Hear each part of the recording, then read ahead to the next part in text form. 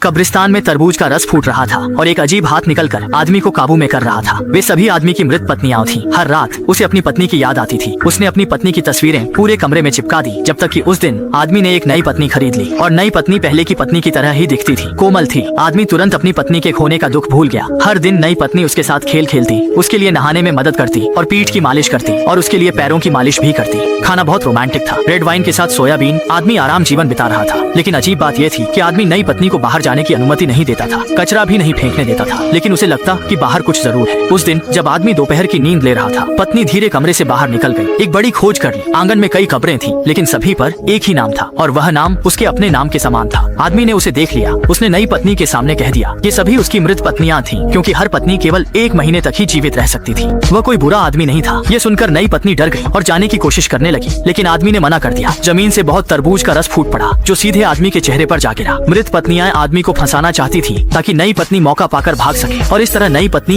एक बड़ी मुसीबत से बच गई।